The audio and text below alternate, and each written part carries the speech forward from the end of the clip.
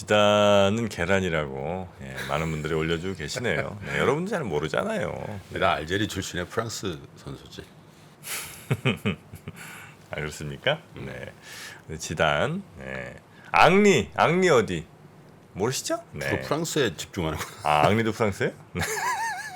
자, 그러면 여러분 잠시 또 월드컵 얘기는 네. 이따 또 여유 있을 때 다시 하고요. 월드컵이 우리 3%한테는 별로 도움이 안 돼. 동접이 좀 빠지더라고. 어쩔 수가 없지요. 네.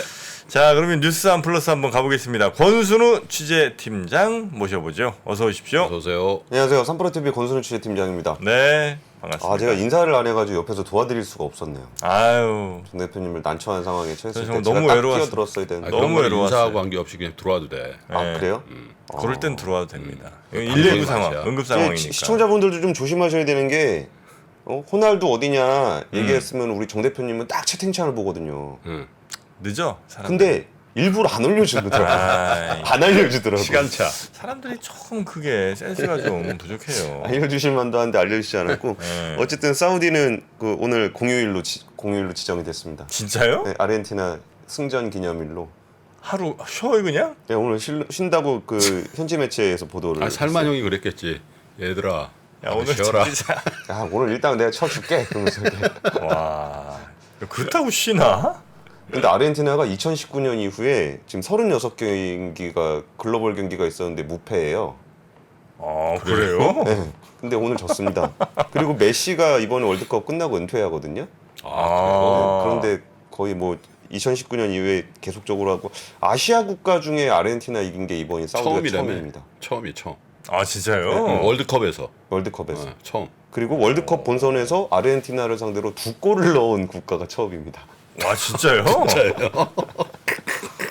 야 기록이 여러 개네. 그러니까 역시 기자는 기자야. 좀 재밌는 소식들이 좀 있었습니다. 우리는 막 2대1로 이겼던 2골 넣고 그걸로 흥분하는데 탁 데이터를 갖고 와. 자, 예. 뉴스 갑시다. 제가 요즘에 중국 경제에 관심이 좀 많은데 네. 그 OECD가 이제 그 글로벌 경제 전망을 발표를 했어요 어제. 근데 그 중에서 제가 이제 중국 얘기 먼저 드리고서 한국 얘기 좀 드리려고 합니다. 네. 이게 중국을 좀 관심을 갖는 이유가 제가 얼마 전에 통계표 이렇게 보다가 이게 너무 우리가 다 알고 있는 그런 얘기지만 새삼스럽게 좀 확인을 했던 게 그 우리나라에서 제일 중요한 우리 경제에서 제일 중요한 키포인트가 수출이잖아요. 네. 근데 수출에서 우리가 지금 문제가 되는 거는 무역 적자고 그렇죠. 수출에서 제일 비중을 많이 차지하고 있는 국가는 중국이고 거기에 제일 많이 차지하는 품목은 반도체고 네. 그러면은 우리나라 코스피에서 제일 많은 영향을 미치는 또 회사가 삼성전자하고 하이닉스잖아요. 그러니까 그거를 쭉 연결해서 보면은 중국이 안 좋으면 코스피가 안 좋습니다. 그리고 3분기 우리나라의 재고 자산이 엄청나게 많다. 이것도 다 반도체거든요.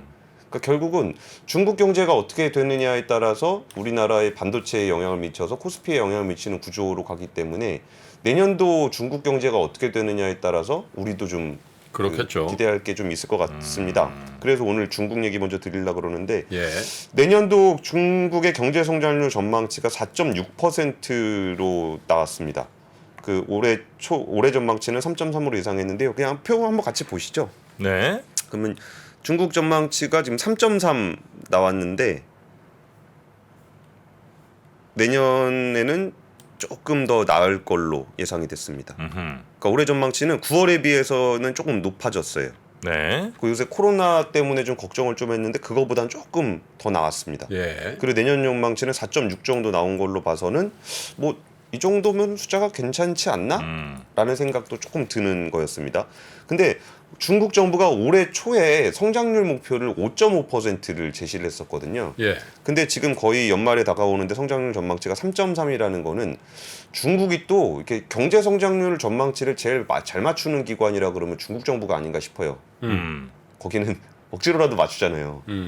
근데 3.3밖에 안 나왔다라는 거는 5.5 잡았는데 3.3 나왔다는 거는 중국 정부로서도 도저히 맞출 수 없는 숫자였다라는 것을 확인하게 된 건데 네. OECD의 분석을 보면은 일단 코로나19로 인한 반복적인 봉쇄로 경제 활동이 방해됐다. 그런데 여기에 표현이 좀 재밌는데 역풍이 강해지는 가운데 인프라 투자와 부동산 부문을 완화하는 지원책이 성장을 지탱할 것이라고 전망했다. 예. 그러니까 이게 OECD의 전망이거든요. 네. 그러니까 지금 어젠가요? 김프로님이 그 중국의 코로나 얘기해 그렇죠. 주시면서 이 역풍에 대한 이야기를 좀 해주셨잖아요. 네. 그래서 우리가 중국 경제에서 좀 바라봐야 되는 포인트는 이 부딪히는 거, 방역에 대한 부분과 이 경제에 대한 부분이 분명히 충돌을 하게 될 건데 여기서 OECD는 이 부분을 완화하는 정책을 하게 될 것이다라는 것을 전제로 내년에 4.6을 전망했다라는 네. 부분이 우리가 좀 지켜봐야 되는 포인트인 것 같습니다. 네. 그런데 다른 데는 다 올렸는데 우리만 낮췄어요.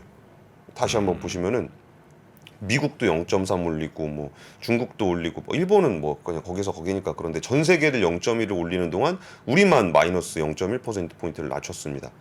이게 물가 상승과 고금리가 민간 소비를 제약하고 반도체 경기 하강 등 수출 둔화에 압력이 있다. 야, 근데 2023년 전망을 봐야 되는데 그건 2% 언더로 내려가. 저건 더한 0.4% 포인트가 낮아졌네요. 예, 엄청 많이 낮췄어요. 우리가 제일 낮아진 거예요? 주요 국가 중에? 우리가 제일 나쁠 전 거라는 세계 거예요? 평균이 2.2%인데 우리는 1.8%니까 아, 우리가 평균보다 성장률 미달한 적이 언제였는지 잘 모르겠네요.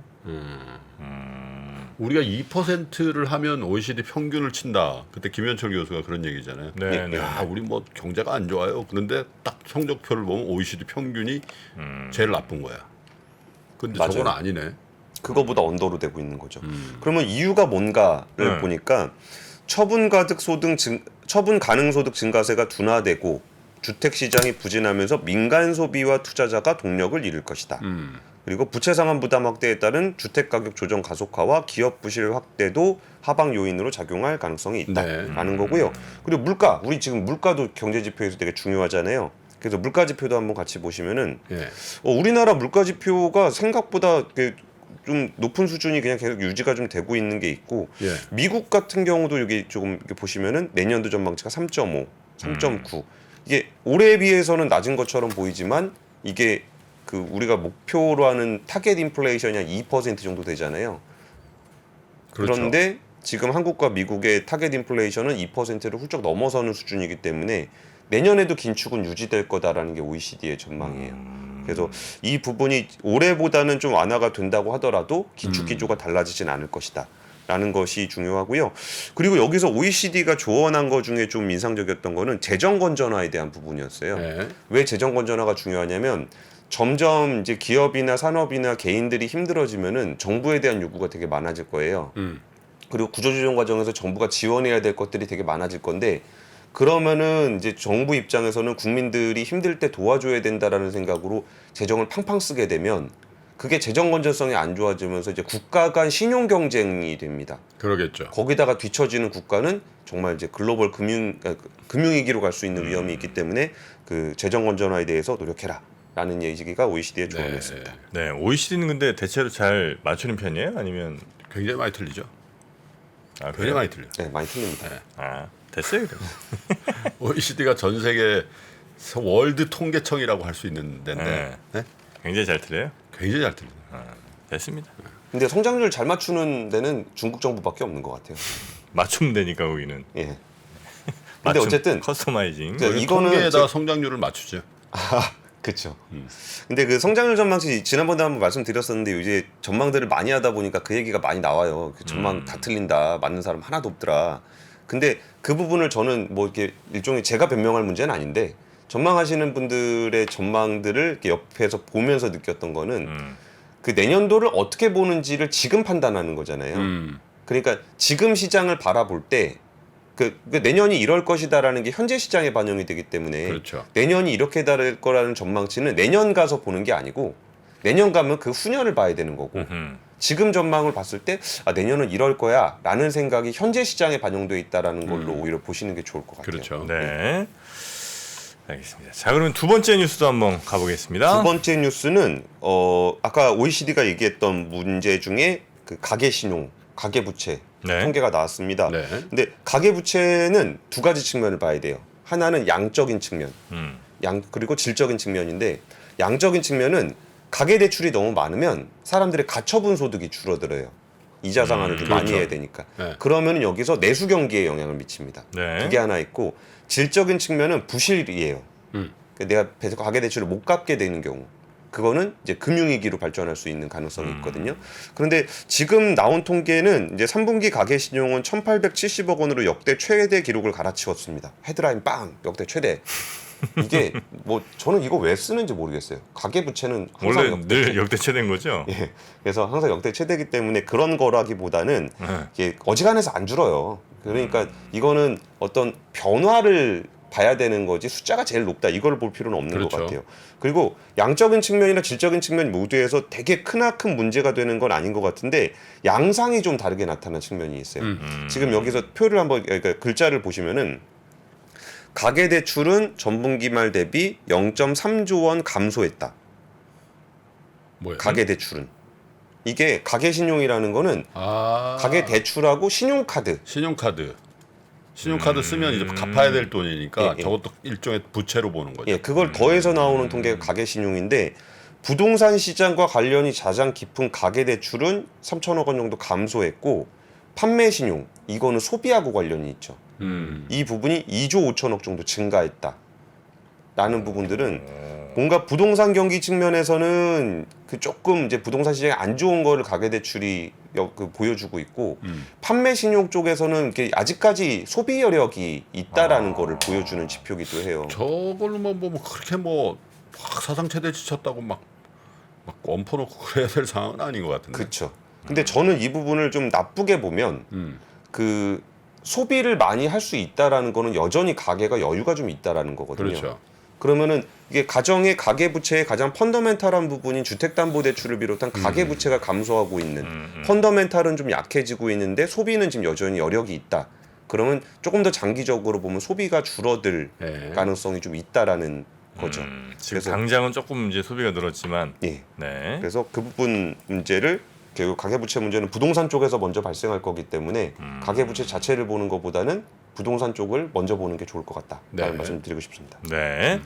자, 그리고 세 번째 뉴스 가겠습니다.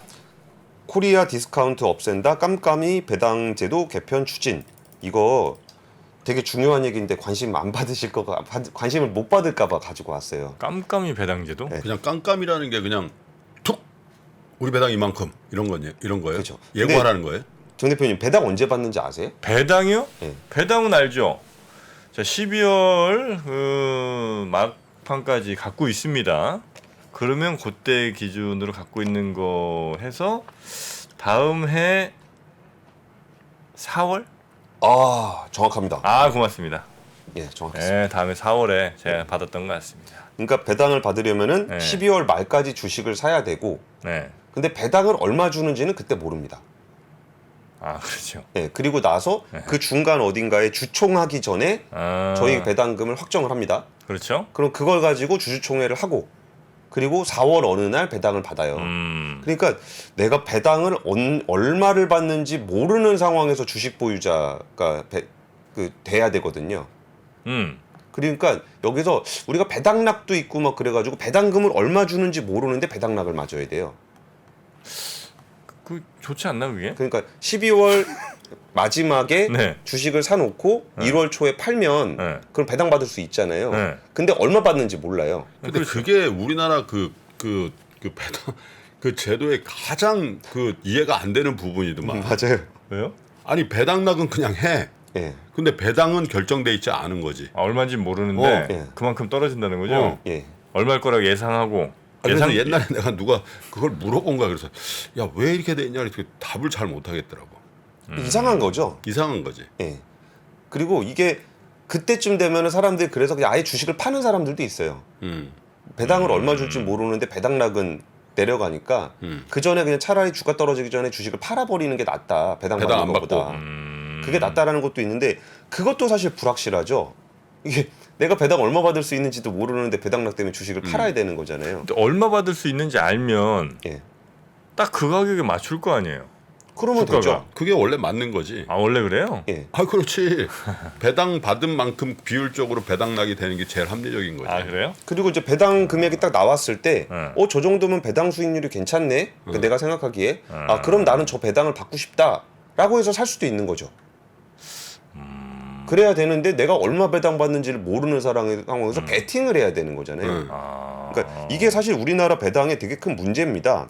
그래가지고 이거를 금융위원회가 이제 오늘 28일에 네. 이거 예전에 김프로님 갔다 오셨던 행사인데 그 코리아 디스카운트 릴레이 세미나 있잖아요. 그렇죠. 그 중에 한 제도 개선 내용으로 그때 그 세미나에서 모은 얘기들이 있잖아요. 그걸 그걸 섹션인데 토대로 저희 섹션에서 다룬 건 아니고. 그 릴레이 세미나들을 하는데 거기서 모은 내용을 바탕으로 해서 제도 개선 내용이 나오는데 네. 그거를 이제 배당 받는 기준을 바꾸는 거를 네. 넣었어요. 강제는 아니고 이제 기업이 선택할 수 있게 하는 건데 그러니까 12월 말 배당받을 주주를 확정한 뒤에 배당금을 결정하는 방식이 아니라 순서를 바꿔서 배당금일을 결정하고 배당금이 얼마다 그리고 주주 명부를 확정하고 그리고 나서 주주총회를 할 수 있게. 아니 근데 배당을 얼마 하려고 결정하려면 그 회사가 1년 동안 얼마 벌었나를 먼저 계산해야 될 거 아니에요. 예리한데요. 그렇죠. 그 결산이 끝나야 된다는 얘기잖아요. 예, 예. 네, 그러려면 당연히 연말에나 뭐 이렇게 발표할 수가 없잖아요. 근데 주주 명부 확정을 그 뒤로 하면 되죠. 주주 명부 확정. 아 그러면 이제 12월 말까지가 아니고 뭐 1월이든 2월이든 그때 이제 명부 확정하자. 그렇죠. 그러니까 배당 받는 사람들의 기준을 그렇게 그럼 잡을 수 돈 있는 더 거죠. 늦게 받는 거 아니에요? 아니죠. 그다음에 주주총회에서 어차피 의결을 해야 되는 부분이니까. 4월에 난 꼭 받아야 돼요. 아 예, 그 드리겠습니다. 아, 근데 이게 제가 또 여기 또 하나 문제 중에 하나가 그 MSCI 선진국지수 편입되는 거 있잖아요. 네. 이게 다른 나라들 글로벌 스탠다드는 다 당연히 배당금을 정하고서 주주 명부를 확정을 해야 되는데 이거를 우리는 반대로 하고 있으니까 이것도 항상 MSCI에서 고치라고 했던 고치라고 좀 얘기가 있었어요. 그래요? 근데 왜 우리는 꼭 그렇게 했어야 됐죠? 근데 이 이것도 문제를 또 일본 스타일 아니에요? 그거를 네. 이 일본 스타일인지는 잘 모르겠습니다. 네. 근데 이거를 제가 얼마 전 꽤 됐죠. 몇 달 전에 이 제도 관련한 것들을 논의하고 있다라는 소식이 좀 퍼졌어요. 그래가지고 이제 그쪽에 계신 업계에 계신 분들하고 좀 얘기를 하는데 이게 배당금이 좀 깜깜이가 되고 내가 주식을 그때 가지고 있었나 안 가지고 있었나 좀 헷갈리고 그러니까 12월 말에 내가 주식 갖고 있었나? 내가 1월에 샀나? 12월에 샀나? 요게 좀 헷갈리고 배당금이 얼마인지 잘 모르고 해야 주총 때 반발이 별로 없다는 거예요. 아 그래요? 네. 아 참. 아유. 그리고 주주들이 많이 안 온대요. 아. 근데 이거를 바꿔가지고 내가 얼마 받을지를 알고 그 주식을 산 사람이 있잖아요. 아. 그런 분들은 이제 적극적으로 참여를 하게 된다는 거죠. 그러실 수 있겠네. 그래서 그게 만약에 이걸 바꾸게 되면은 기업 입장에서는 살짝 부담이 될 수 있다라는 얘기를 하는 걸로 봐서는 이 깜깜이로 돼 있는 것들이 어쩌면 그 상장 기업들 입장에서는 네. 소액 주주들의 목소리를 조금 더 누를 수 있는 그런 제도였기 때문에 총에 가급적 주주들 안 오게 노력하는 게 상장사. 가급적. 편하게 온라인으로 하면 안 되고요. 네. 온라인 그거 의무화해야 되는데. 뭐 그쵸. 네? 그리고 의무화 안 하더라도 자발적으로 상장 기업들이 참여하고 그거 안 하든 저 지난번에 그런 얘기도 들었어요. 이렇게 어디 기관 투자자가 그 주총 안건에 대해서 좀 네거티브한 얘기를 했더니 거기서 의결권을 이제 반대 의결권을 행사해야 되잖아요. 그랬더니 그게 어디 저기 밑에 지역에 있는 기업이었는데 그 와서 내라고 반대 의견을 주총 오기 힘들게 하려고 뭐 그런 일도 있었다. 이제 뭐 고리적 얘기인데 그런 부분들이 많이 개선이 되면은 한국의 코리아 디스카운트도 점점 줄어들지 않을까 싶습니다. 네. 근데 깜깜이 있다가 4월에 딱 받으면 기분은 좋던데.